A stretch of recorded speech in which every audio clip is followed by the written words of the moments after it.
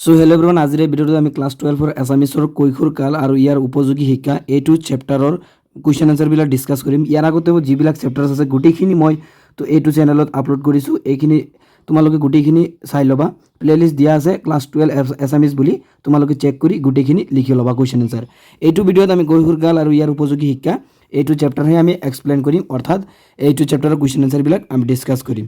চ' প্ৰথমতে চোৱা, প্ৰথম কুৱেশ্যনটো চোৱা, কৈশোৰ কালৰ এটি বৈশিষ্ট্য উল্লেখ কৰা। ইয়াৰ উত্তৰটো তোমালোকে এনেকুৱাকৈ লিখিবা। এইটো এটা ইম্পৰ্টেণ্ট কুৱেশ্যন হয়, বহুতো প্ৰি বৰ্ডত এই কুৱেশ্যনটো অহা দেখা যায়। ইয়াৰ উত্তৰটো তোমালোকে এনেকুৱাকৈ লিখিবা, বীৰ পূজাৰ প্ৰবৃত্তি কৈশোৰ কালৰ আন এক বৈশিষ্ট্য। তাৰপিছত 2 নম্বৰ যিটো কুৱেশ্যন আছে, 2 নম্বৰ কুৱেশ্যনটো চোৱা। এইটো এটা ইম্পৰ্টেণ্ট কুৱেশ্যন হয়, বহুতো প্ৰি বৰ্ডত এই কুৱেশ্যনটো অহা দেখা যায়। কোনছোৱা সময়ক কৈশোৰ কাল বুলি জনা যায়? এই উত্তৰটো তোমালোকে এনেকুৱাকৈ লিখিবা, 10-11 বছৰ বয়সৰ পৰা 18-19 বছৰ বয়সৰ সময়খিনিকে সচৰাচৰ কৈশোৰ কাল হিচাপে চিহ্নিত কৰা হয়। তাৰপিছত আমি আহিলোঁ 3 নম্বৰ কুৱেশ্যনলৈ। 3 নম্বৰ কুৱেশ্যনটো চোৱা, মানৱ জীৱনৰ কোনছোৱা কালক ৰূপান্তৰৰ কাল বুলি অভিহিত কৰিব পাৰি? এইটো চোৱা, এনচাৰটো হ'ব কৈশোৰ কালছোৱাক। তাৰপিছত 4 নম্বৰ যিটো কুৱেশ্যন আছে চোৱা, নৈতিকতাৰ বিকাশে কিশোৰ কিশোৰীৰ মনত কেনে ভাৱৰ উন্মেষ হোৱাত সহায় কৰে? এইটো হ'ব, নৈতিকতাৰ বিকাশে সামাজিক দায়বদ্ধতা, দেশপ্ৰেম বা বিশ্বপ্ৰেম আদিৰ ভাৱৰ উন্মেষ হোৱাত সহায় কৰে। তাৰপিছত আমি আহিলোঁ খ নম্বৰত। ছ' খ নম্বৰ আছে চমু প্ৰশ্ন। 1 নম্বৰটো চোৱা, কৈশোৰ কালৰ শাৰীৰিক বিকাশৰ লক্ষণসমূহ চমুকৈ আলোচনা কৰা। ইয়াৰ উত্তৰটো তোমালোকে এনেকুৱাকৈ লিখিবা, কৈশোৰ কালৰ দ্ৰুত শাৰীৰিক বিকাশ সহজেই লক্ষণীয়। যৌৱন প্ৰাপ্তিৰ লগে লগে হোৱা জৈৱিক পৰিৱৰ্তনে ল'ৰা ছোৱালীৰ দেশৰ বিভিন্ন অংগৰ আকাৰ, ওজন, দৈৰ্ঘ্য বৃদ্ধি কৰাৰ লগে লগে নাৰী পুৰুষৰ দেশৰ গঠনৰ পাৰ্থক্য পৰিলক্ষিত হয়। প্ৰজনন ক্ষমতা প্ৰাপ্তি কৈশোৰ কালৰ এক প্ৰধান বৈশিষ্ট্য আৰু তাৰ ফলত শৰীৰৰ বিভিন্ন পৰিৱৰ্তন, কণ্ঠস্বৰৰ পৰিৱৰ্তন আদিয়ে দেখা দিয়ে। এই অভাৱনীয় পৰিৱৰ্তনসমূহে কিশোৰ কিশোৰীৰ মনলৈ আত্মসচেতনৰ ভাৱ আনি দিয়ে, যিটোৱে অনাহক লাজ, ভয় বা উৎকণ্ঠাৰ সৃষ্টি কৰে। এইটো কমপ্লিট হৈ গ'ল, ঠিক আছে এনচাৰটো। তাৰপিছত আমি আহিলোঁ 2 নম্বৰ যিটো কুৱেশ্যন আছে, 2 নম্বৰ কুৱেশ্যনলৈ। চ' 2 নম্বৰ কুৱেশ্যনটো 2013 চনত আহিছিল। 2013 চনৰ ফাইনেল পৰীক্ষাত তোমালোকৰ এই 2 নম্বৰ কুৱেশ্যনটো আহিছিল। কৈশোৰ কালত কিশোৰ কিশোৰীৰ মাজত পৰিলক্ষিত হোৱা নৈতিক পৰিৱৰ্তনসমূহ বহিয়াই লিখা। এই উত্তৰটো তোমালোকে এনেকুৱাকৈ লিখিবা যে কৈশোৰ কালছোৱাতেই কিশোৰ কিশোৰীৰ মাজত বিচাৰ বিবেচনা তথা বুদ্ধি ভৰসাৰে নিজস্ব মতাদৰ্শ গঢ়ি উঠে আৰু নৈতিক ক্ষেত্ৰত ইয়ে প্ৰভাৱ পেলায়। ধৰ্ম, দৰ্শন তথা জীৱনৰ লক্ষ্য আৰু উদ্দেশ্যৰ প্ৰতি উৎকণ্ঠা জাগি উঠে আৰু তাৰ ফলস্বৰূপে মানসিক দ্বন্দ্বৰো সৃষ্টি হ'ব পাৰে। এই ক্ষেত্ৰত পিতৃ মাতৃ বা সমাজৰ বয়োজ্যেষ্ঠজনৰ মতাদৰ্শৰ পৰা ফালৰি কাটি নিজৰ যুক্তি বিবেচনাৰ এক নতুন নৈতিকতা সমৃদ্ধ সমাজ সৃষ্টি কৰিবলৈ বিচাৰে। যৌৱনৰ অফুৰন্ত শক্তিৰ জোৱাৰে তেওঁলোকৰ মনত এক সাৰ্বজনীন বিশ্ব ভাতৃত্বৰ মনোভাৱ সৃষ্টি কৰাৰ ফলত কিশোৰ কিশোৰীসকলে এক নতুন সমাজ গঢ়াৰ সপোন দেখে, তাৰপিছত নৈতিকতাৰ এনে বিকাশে সামাজিক দায়বদ্ধতা, দেশপ্ৰেম বা বিশ্বপ্ৰেম আদি ভাৱৰ উন্মেষ হোৱাত সহায় কৰে। তাৰপিছত আহিল আমাৰ 3 নম্বৰ কুৱেশ্যনলৈ। চ' 3 নম্বৰ কুৱেশ্যনটো চোৱা, কৈশোৰ কালছোৱাত মানসিক শক্তিৰ বিকাশ কেনেদৰে হয়? ইয়াৰ উত্তৰটো তোমালোকে এনেকুৱাকৈ লিখিবা, কৈশোৰ কালছোৱাত মানসিক শক্তিৰ বিকাশ পূৰ্ণ গতিত হয়। মানসিক শক্তি মানে হ'ল বুদ্ধি, বিমূৰ্ত চিন্তনৰ ক্ষমতা, যুক্তি শক্তি, বিভিন্ন দিশত আগ্ৰহ আদি। কৈশোৰৰ আৰম্ভণিতে যদিও বৌদ্ধিক বিকাশৰ গতি কিছু হ্ৰাস পায়, শেষৰ পিনে ই দ্ৰুতগতি লয় আৰু শেষত বৌদ্ধিক ক্ষমতাই চৰম উৎকৰ্ষ লাভ কৰে। তাৰপিছত আনহাতে শৈশৱকালৰ অনুকৰণ শিক্ষাৰ সলনি নিজৰ বিচাৰ বুদ্ধিৰে যুক্তিসংগতভাৱে চিন্তা কৰিব পৰা শক্তিৰো বিকাশ হয়। এই কালছোৱাতেই মূৰ্ত চিন্তাৰ বিপৰীতে বিমূৰ্ত চিন্তনৰ ক্ষমতা কৈশোৰ কালৰ এক বৈশিষ্ট্য, যিটোৱে স্বাধীন আৰু মৌলিক চিন্তাধাৰাৰ বিকাশত যথেষ্ট অৰিহণা যোগায়। তাৰপিছত আমি আহিলোঁ নেক্সট কুৱেশ্যন, যিটো 4 নম্বৰ কুৱেশ্যনটো হ'ল কৈশোৰ কালৰ বাবে প্ৰস্তুত কৰা মাধ্যমিক স্তৰৰ পাঠ্যক্ৰমত থকা 4টা মৌলিক বিষয় কি কি? এইটো 2015, 20, 18 তিনিবাৰ আহিছিল তোমালোকৰ ফাইনেল পৰীক্ষাত। ভেৰি ভেৰি ইম্পৰ্টেণ্ট কুৱেশ্যন এইটো। 15, 20, 18 তিনি বছৰ আহিছিল এই কুৱেশ্যনটো। ইয়াৰ উত্তৰটো তোমালোকে এনেকৈ লিখিবা যে কৈশোৰ কালৰ বাবে প্ৰস্তুত কৰা মাধ্যমিক স্তৰৰ পাঠ্যক্ৰমত থকা 4টা প্ৰাথমিক আৰু মৌলিক বিষয় হ'ল ভাষা, গণিত, বিজ্ঞান আৰু সমাজ বিজ্ঞান। তাৰপিছত নেক্সট 5 নম্বৰ কুৱেশ্যন 2022 চনত আহিছিল। কিশোৰ সংস্কৃতি কি? ইয়াৰ উত্তৰটো তোমালোকে এনেকুৱাকৈ লিখিবা সমনীয়াৰ সৈতে হোৱা প্ৰতিযোগিতা আৰু সহযোগিতাৰ অন্তৰালত গঢ়ি উঠে এক উপসংস্কৃতি যাক কিশোৰ সংস্কৃতি বুলি অভিহিত কৰা হয়। কিশোৰ অৱস্থাৰ চালন চলন, সাজপাৰ, বাকভংগী, ধ্যান ধাৰণা, আনকি ৰাজনৈতিক মতাদৰ্শ আদিতো এই সংস্কৃতিয়ে যথেষ্ট প্ৰভাৱ পেলোৱা দেখা যায়। মন কৰিবলগীয়া কথা যে বেছিভাগ ক্ষেত্ৰতে কিশোৰ সংস্কৃতি ধনাত্মক দিশতকৈ ঋণাত্মক দিশটোৰ প্ৰতিষেধ ধাৱমান হয়। তাৰপিছত আহিল দীঘল প্ৰশ্ন 1 নম্বৰ কুৱেশ্যনটো চোৱা কৈশোৰ কালৰ আৱেগিক আৰু সামাজিক বিকাশৰ বিষয়ে বহলাই লিখা।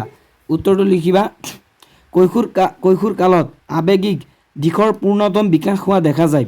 আৱেগ অনুভূতিৰ অত্যাধিক প্ৰৱণতাৰ ফলত বহু ক্ষেত্ৰত তেওঁলোকৰ জীৱন সম্পূৰ্ণভাৱে আৱেগে পৰিচালিত কৰে। আৱেগৰ পূৰ্ণতম বিকাশে কিশোৰীৰ মনোজগতত আলোড়ন সৃষ্টি কৰে, যাৰ ফলত তেওঁলোকৰ মন হৈ পৰে কেতিয়াবা অতি আশাবাদী আৰু কেতিয়াবা অতি নিৰাশাবাদী। আশা নিৰাশাৰ দুমোজাত পৰি বহু সময়ত বহুতৰে অন্যৰ লগত মিলিব নোৱাৰা সমস্যাই দেখা দিয়ে। সুস্থভাৱে নিজৰ মনক পৰিচালিত কৰিব নোৱাৰি বহু সময়ত কিশোৰী হৈ পৰে বিদ্ৰোহী মনোভাৱাপন্ন। পৰিয়ালৰ প্ৰতি, সমাজৰ প্ৰতি নেতিবাচক মনোভাৱ পোষণ কৰা এনে কিশোৰীক সময়মতে সুশিক্ষা দিব নোৱাৰিলে সৃষ্টি হয় অপৰাধ প্ৰৱণতা। কৈশোৰ কালৰ সামাজিক বিকাশ এক লেখত ল'বলগীয়া বিষয়। দলীয় মনোভাৱৰ লগতে সহমৰ্মিতাৰ উন্মেষ হয় এই কালছোৱাত। সমনীয়াৰ মাজত গভীৰ বন্ধুত্ব আৰু সহযোগিতাৰ ভাৱ গঢ়ি উঠে। সমনীয়াৰ সৈতে হোৱা প্ৰতিযোগিতা সহযোগিতাৰ অন্তৰালত গঢ়ি উঠে এক উপসংস্কৃতি যাক কিশোৰ সংস্কৃতি বুলি অভিহিত কৰা হয়। কিশোৰ অৱস্থাৰ চালন চলন, সাজপাৰ, বাকভংগী, ধ্যান ধাৰণা, আনকি ৰাজনৈতিক মতাদৰ্শ আদিতো এই সংস্কৃতিয়ে যথেষ্ট প্ৰভাৱ পেলোৱা দেখা যায়। মন কৰিবলগীয়া কথা যে বেছিভাগ ক্ষেত্ৰতে কিশোৰ সংস্কৃতি ধনাত্মক দিশতকৈ ঋণাত্মক দিশটোৰ প্ৰতিহে ধাৱমান হয়। আমাৰ সমাজত দেখা দিয়া সামাজিক ব্যাধিস্বৰূপ মাদক দ্ৰব্যৰ ব্যৱহাৰ, ড্ৰাগছৰ প্ৰতি আসক্তি, নতুবা সমাজত স্বীকৃতি আচৰণৰ প্ৰতি অনীহা আদি বিষয়ত কিশোৰসকলক সুশিক্ষিত কৰি নুতুলিলে তেওঁলোক বিপদগামী হয়। এতিয়া আহিলোঁ আমি 2 নম্বৰ যিটো তোমালোকৰ কুৱেশ্যনছ, লং কুৱেশ্যনছ 2026 চনত এইটো আহিছিল ফাইনেল পৰীক্ষাত। চ' কুৱেশ্যনটো হ'ল কৈশোৰ কালৰ বাবে কেনেধৰণৰ শিক্ষা উপযোগী উদাহৰণসহ বৰ্ণনা কৰা। এনচাৰটো লিখিবা বাল্যকাল আৰু প্ৰাপ্তবয়স্কৰ মাজৰ সময়ছোৱা হৈছে কৈশোৰ কাল। এই কালছোৱাক মানৱ জীৱনৰ ৰূপান্তৰৰ কাল বুলি কোৱাৰ উপৰি কোনো শিক্ষাবিদৰ মতে ইয়াক নৱজাগৰণৰ কাল বুলিও কোৱা হয়। কৈশোৰ কালত ল'ৰা ছোৱালীয়ে সুস্থভাৱে নিজৰ মনক পৰিচালিত কৰিব নোৱাৰি বহু সময়ত হৈ পৰে বিদ্ৰোহী। তেনে সময়ত সুশিক্ষা দিব নোৱাৰিলে তেওঁলোক বিপদগামী হৈ পৰে। কৈশোৰ কালৰ ল'ৰা ছোৱালীয়ে পঢ়া শিক্ষানুষ্ঠান হ'ল মাধ্যমিক শিক্ষাৰ অনুষ্ঠান। এই সময়ত আনুষ্ঠানিক শিক্ষাৰ লগতে অনানুষ্ঠানিক শিক্ষাকো সমানে গুৰুত্ব দিয়া উচিত। 1952 চনত মাধ্যমিক শিক্ষা আয়োগে মাধ্যমিক শিক্ষাৰ 3টা লক্ষ্যৰ বিষয়ে উনুকিয়াইছে। সেইকেইটা হ'ল 1 নম্বৰটো চোৱা দেশৰ সমসাময়িক ৰাজনৈতিক, সামাজিক বা অৰ্থনৈতিক সমস্যাৰ পটভূমিত বৰ্তমান আৰু ভৱিষ্যতৰ দাবী পূৰাব পৰাকৈ শিক্ষা ব্যৱস্থাক গঢ় দিয়া। তাৰপিছত 2 নম্বৰটো চোৱা ধৰ্মনিৰপেক্ষ দেশৰ সুনাগৰিক হিচাপে প্ৰয়োজনীয় গুণ আয়ত্ত কৰি অৰ্থনৈতিক অগ্ৰগতিত সহায় কৰা। 3 নম্বৰটো চোৱা, জাতীয় সংহতিৰ বিকাশ সাধন কৰা। মাধ্যমিক স্তৰৰ শিক্ষাৰ দুটা প্ৰধান বিশেষত্বৰ প্ৰথমটো হ'ল এই স্তৰৰ কোনো বিশেষীকৰণ পাঠ্যক্ৰম নাই। মানৱ জাতিৰ বৃহত্তৰ অভিৰুচি অনুসাৰে পাঠ্যক্ৰমৰ পৰিসৰ বহলাই সাধাৰণ শিক্ষা দিব পাৰি এই স্তৰেই। দ্বিতীয়টো হ'ল এই সময়ত ব্যক্তিৰ বিভিন্ন বুদ্ধিবৃত্তিৰ বৃদ্ধি হয়, প্ৰবৃত্তিৰ বিষয়ক গভীৰভাৱে জানিবলৈ কৌতূহলী হৈ পৰে, ফলত কৈশোৰ মনত সৃষ্টি হোৱা আলোড়নৰ পৰিপ্ৰেক্ষিতত নানা ধৰণৰ চাহিদাৰ উদ্ভৱ হয়। ইয়াৰ বাবে শিক্ষা অনুষ্ঠান বিভিন্নতা, অপৰ্যাপ্ত ঐচ্ছিক বিষয়ৰ প্ৰৱৰ্তন, বিদ্যালয় আৰু পৰিয়ালৰ মাজত যোগসূত্ৰ স্থাপন আদিত গুৰুত্ব দিয়া হয়। কৈশোৰকালৰ বাবে প্ৰস্তুত কৰা মাধ্যমিক স্তৰৰ পাঠ্যক্ৰমত থকা 4টা প্ৰাথমিক আৰু মৌলিক বিষয় হ'ল ভাষা, গণিত, বিজ্ঞান আৰু সমাজ বিজ্ঞান। ইয়াৰ বাহিৰেও কাৰিকৰী বিদ্যা, স্বাস্থ্য আৰু শাৰীৰিক শিক্ষা, পৰিৱেশ বিজ্ঞানৰ শিক্ষা, মূল্যবোধৰ শিক্ষা আদি ঐচ্ছিক বিষয়ৰ অন্তৰ্ভুক্তিয়ে মাধ্যমিক স্তৰৰ শিক্ষা স্বয়ংপূৰ্ণ কৰি তুলিছে। বৰ্তমান যুগ বিশ্বায়নৰ যুগ, বিজ্ঞান আৰু প্ৰযুক্তিবিদ্যাৰ জয়যাত্ৰাৰ যুগ। গতিকে সংঘাতপূৰ্ণ কৈশোৰকালৰ প্ৰতিশ্ৰুতি সম্পন্ন কিশোৰ-কিশোৰীৰ একোজন সুযোগ্য সফল ব্যক্তিত পৰিণত কৰিবলৈ আমাক লাগে এক আদৰ্শ শিক্ষা পদ্ধতি, য'ত আছে এখন সৰ্বাংগ সুন্দৰ সমাজ গঢ়াৰ প্ৰতিতি। তাৰপিছত আমি আহিলোঁ 3 নম্বৰ যিটো চমু টোকা। 3 নম্বৰ কুৱেশ্যন তোমালোকৰ চমু টোকা 2018 চনত আহিছিল। চমু টোকা কোনটো লিখিব দিছে? দিবাস্বপ্ন, বীৰপূজা, অপৰাধ প্ৰৱণ কিশোৰ। দিবাস্বপ্নটো আমি প্ৰথমতে লিখিম। দিবাস্বপ্নটো তোমালোকে এনেকৈ কৰি লিখিবা উত্তৰ দি। দিবাস্বপ্ন বা অলিক কল্পনা হ'ল কৈশোৰৰ তেনে এক বৈশিষ্ট্য। কল্পনা শক্তিৰ অভূতপূৰ্ব বিকাশে কিশোৰ-কিশোৰীৰ মনত কল্পনাৰ মায়াজাল বিস্তাৰ কৰে আৰু বহু ক্ষেত্ৰত বাস্তৱতাৰ পৰা ফালৰি কাটি কেৱল কল্পনাৰ জগততে তেওঁলোকক বিচৰণ কৰা দেখা যায়। অৱশ্যে দিবাস্বপ্নৰ যোগাত্মক দিশ এটাও আছে, যিয়ে কৈশোৰৰ সৃজনী প্ৰতিভা বিকাশত সহায় কৰিব পাৰে। মানসিক পৰিতৃপ্ত সাধনাৰ বাবে বহুতো কিশোৰ-কিশোৰীয়ে সংগীত, সাহিত্য আদি বিভিন্ন মাধ্যমৰ মাজেৰে নিজৰ সৃষ্টিশীল কল্পনাৰ প্ৰকাশ কৰিবলৈ যত্ন কৰে। আনহাতে কেৱল কল্পনাৰ মায়াজালতে আবদ্ধ নাথাকি বহুতে দুঃসাহসিক কাৰ্যতো অংশগ্ৰহণ কৰিবলৈ আগবাঢ়ি যায়। কিছুমানৰ মনত আকৌ ভ্ৰমণ তৃষ্ণা জাগি উঠে, দেশে বিদেশে ঘূৰি ফুৰাৰ ইচ্ছা হয় আৰু কেতিয়াবা ঘৰৰ অজানিতে ক'ৰবালৈ গুচি যোৱা কিশোৰ-কিশোৰীৰ উদাহৰণো পোৱা যায়। তাৰপিছত আহিলোঁ আমি বীৰপূজা। কেতিয়াবা বীৰপূজাৰ বিষয়ে এক্সট্ৰাকৈ লিখিব দিয়ে যে বীৰপূজাৰ বিষয়ে লিখা, বীৰপূজাৰ বিষয়ে চমু টোকা লিখা। এইটো 2023, 18, 13 আৰু 16 চনত আহিছে। বহুতো ইম্পৰ্টেণ্ট কুৱেশ্যন এইটো আৰু বহুতো বিৱৰ্তন দেখা যায় যে বীৰপূজাৰ বিষয়ে লিখিব দিব পাৰে। ভেৰি ইম্পৰ্টেণ্ট কুৱেশ্যন এইটো। এনেকুৱাকৈ লিখিবা, বীৰপূজাৰ প্ৰবৃত্তি কৈশোৰ কালৰ আন এক বৈশিষ্ট্য। নিজৰ ভাল লগা ব্যক্তিৰ জীৱনৰ আদৰ্শ গ্ৰহণৰ প্ৰবৃত্তি এই সময়ত প্ৰবল হৈ উঠে আৰু সেয়েহে সেই ব্যক্তিত্বৰ সকলোবোৰ গুণৰ নীৰৱ অনুকৰণ কিশোৰ-কিশোৰীয়ে কৰিবলৈ লয়। কিশোৰসকলে আদৰ্শ ব্যক্তি হিচাপে গ্ৰহণ কৰা দেখা যায় সচৰাচৰ ছবি জগত নতুবা খেল জগতৰ লগত জড়িত ব্যক্তিসকলক। বীৰপূজাৰ এই প্ৰবৃত্তিক সঠিক পথৰে নিবলৈ কৈশোৰকালৰ শিক্ষাৰ পাঠ্যক্ৰমত মহৎ লোকৰ জীৱনী পাঠ অন্তৰ্ভুক্ত কৰা হয়। তাৰপিছত আহিলোঁ আমি যিটো আমাৰ আৰু এটা চমু টোকা আছে, এইটো হ'ল অপৰাধ প্ৰৱণ কিশোৰ। এইটো লিখিবা, আৱেগ অনুভূতিৰ অত্যাধিক প্ৰৱণতাৰ ফলত বহু ক্ষেত্ৰত কিশোৰ-কিশোৰীৰ জীৱন আৱেগে পৰিচালিত কৰে আৰু এনে আৱেগে তেওঁলোকৰ মনোজগতত আলোড়নৰ সৃষ্টি কৰে, যাৰ ফলত তেওঁলোকৰ মনবোৰ হৈ পৰে কেতিয়াবা অতি আশাবাদী আৰু কেতিয়াবা অতি নিৰাশাবাদী। আশা নিৰাশাৰ দোমোজাত পৰি বহু সময়ত বহুতৰে অন্যৰ লগত মিলিব নোৱাৰা সমস্যা দেখা দিয়ে।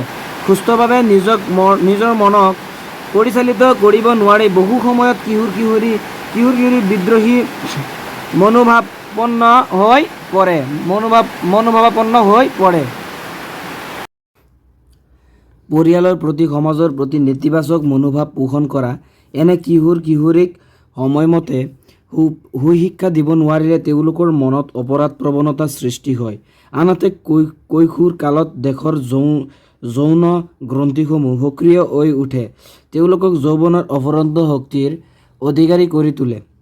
গতিকে এই শক্তিক সুপথে পৰিচালিত কৰাটো নিতান্ত প্ৰয়োজন, নহ'লে অপৰাধ প্ৰৱণতা গুণে তেওঁলোকক বিপদে পৰিচালিত কৰিব পাৰে। তাৰপিছত আৰু এটা কুৱেশ্যন আছে 4 নম্বৰ কুৱেশ্যন। তোমালোকে এইটো 2022 আৰু 20 চনৰ ফাইনেল পৰীক্ষাত লগতে 24 চনতো আহিছিল, ঠিক আছে, লগতে 24 চনতো ফাইনেল পৰীক্ষাত এই কুৱেশ্যনটো আহিছিল। কুৱেশ্যনটো হ'ল কি 4 নম্বৰ যিটো কুৱেশ্যন আছে, কিশোৰ কিশোৰীৰ মনৰ আটাইতকৈ গুৰুত্বপূৰ্ণ বৈশিষ্ট্য হ'ল পৰিস্থিতিৰ সংঘাত ব্যাখ্যা কৰা। চ' ইয়াৰ উত্তৰটো তোমালোকে এনেকুৱাকৈ আৰম্ভ কৰিবা। কিশোৰ কালছোৱাত মানুহৰ নিজস্ব মতাদৰ্শ গঢ়ি উঠে আৰু নৈতিক ক্ষেত্ৰত তাৰ কিছু পৰিমাণে প্ৰভাৱ পৰে। ধৰ্মৰ প্ৰতি, দৰ্শনৰ প্ৰতি বা জীৱনৰ লক্ষ্য আৰু উদ্দেশ্যৰ প্ৰতি উৎকণ্ঠা জাগি উঠাৰ ফলত মানসিক তন্ত্ৰদ্বন্দ্বৰো সৃষ্টি হয়। কিছু ক্ষেত্ৰত পিতৃ মাতৃ বা সমাজৰ বয়োজ্যেষ্ঠজনৰ মতাদৰ্শৰ পৰা ফালৰি কাটি নিজৰ যুক্তি বিবেচনাৰ এক নতুন নৈতিকতা সমৃদ্ধ সমাজ সৃষ্টি কৰিবলৈ বিচাৰে। যৌৱনৰ অফুৰন্ত শক্তিৰ জোৱাৰে কৈশোৰৰ মনত এক সাৰ্বজনীন বিশ্বভাতৃত্বৰ মনোভাৱ সৃষ্টি কৰে। কিশোৰ কিশোৰীৰ মনত আটাইতকৈ গুৰুত্বপূৰ্ণ বৈশিষ্ট্য হ'ল পৰিস্থিতিৰ সংঘাত।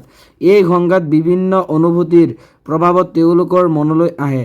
নৈতিকতাবোধ, মূল্যবোধ, সামাজিক দায়িত্ববোধ আদি আদৰ্শৰ বাস্তৱ জগতৰ অমিলখিনি কিশোৰীয়ে নিজৰ চিন্তা বুদ্ধি বা বিচাৰ বিবেচনাৰে ফঁকিয়াই যাব নোৱাৰে। সেয়েহে কৈশোৰত গঢ়ি উঠা আদৰ্শবাদৰ লগত বাস্তৱতাৰ সংঘাতে পৰিস্থিতিৰ সংঘাতৰ জন্ম দিয়ে। সমাজ গঠনত এনেধৰণৰ সংঘাতে জোৱাৰৰ সৃষ্টি কৰে। কেতিয়াবা এনে শক্তিশালী সংঘাতে সমাজ গাঁথনি সলনি কৰি নতুন সমাজ সৃষ্টি কৰাত অৰিহণা যোগোৱাও দেখা যায়। এনেবোৰ পৰিৱৰ্তন আৰু বৈশিষ্ট্যৰ পৰিপ্ৰেক্ষিতত কৈশোৰ কালছোৱাত জীৱনৰ জটিলতম সময় হিচাপে চিহ্নিত কৰাটো যুক্তিসংগত। সেয়েহে জীৱনৰ গঠনাত্মক সময় হিচাপে পৰিগণিত হোৱা এই কালৰ বিকাশৰ বাবেই উপযোগী শিক্ষাৰ ব্যৱস্থা কৰাটো আটাইতকৈ যুক্তিসংগত কথা। তাৰপিছত 5 নম্বৰ কুৱেশ্যনটো চোৱা। বিপৰীত লিংগকামিতা কৈশোৰ কালৰ আন এক প্ৰধান বৈশিষ্ট্য। চ' ইয়াৰ উত্তৰটো তোমালোকক ধুনীয়াকৈ লিখিবা, এনেকুৱাকৈ লিখিবা। চ' উত্তৰটো হ'ল বিপৰীত লিংগকামিতা কৈশোৰ কালৰ এক প্ৰধান বৈশিষ্ট্য। কৈশোৰ কালৰ দ্ৰুত শাৰীৰিক বিকাশৰ লগে লগে যৌৱন প্ৰাপ্তিৰ ফলত কিশোৰৰ জৈৱিক পৰিৱৰ্তনসমূহ সজীৱ হৈ উঠে। সেয়েহে শৰীৰৰ বিবিধ পৰিৱৰ্তন, কণ্ঠস্বৰৰ পৰিৱৰ্তন আদিৰ সূচনা হয় আৰু এই অভাৱনীয় পৰিৱৰ্তনসমূহে কিশোৰ কিশোৰীৰ মনলৈ আত্মসচেতনাৰ ভাৱ কঢ়িয়াই আনে। ফলত তেওঁলোকৰ মনত অনাহকত ভয় বা উৎকণ্ঠাৰ সৃষ্টি হয়। যৌৱনৰ ৰহস্য উপলব্ধি কৰিব নোৱাৰি কিশোৰ কিশোৰীৰ পৰস্পৰৰ প্ৰতি অধিক আকৰ্ষিত হৈ উঠে। প্ৰকৃততে আমাৰ দেহত থকা অন্তঃস্ৰাৱী গ্ৰন্থিসমূহৰ নিষ্কাশনৰ ফলস্বৰূপে দেহৰ যৌন গ্ৰন্থিসমূহ সক্ৰিয় হৈ উঠে আৰু তেওঁলোকে যৌৱনৰ অফুৰন্ত শক্তিৰ অধিকাৰী হৈ পৰে। এই শক্তিৰ বিকাশৰ লগে লগেই তেওঁলোকৰ শাৰীৰিক আৰু মানসিক বিভিন্ন সমস্যাই দেখা দিয়ে। উপযুক্ত শিক্ষাৰ দ্বাৰাহে কৈশোৰত দেখা দিয়ে এই সমস্যাবোৰৰ পৰা হাত সাৰিব পাৰি। চ' এইখিনিয়ে আছিল আমাৰ কৈশোৰ কালৰ এই প্ৰশ্ন উত্তৰসমূহ। চ' তোমালোকে এই গোটেইখিনি লিখি ল'বা আৰু মই বাকীবিলাক চেপ্টাৰ্ছ মই তোমালোকে প্লে'লিষ্টত আপলোড কৰাই আছোঁ, তোমালোকে চাই ল'বা। আৰু যদি চেনেলত নতুন আহিছা তো চেনেলটো ছাবস্ক্ৰাইব কৰি দিবা। চ' এইখিনি আছিল, থেংকছ ফৰ ৱাচিং।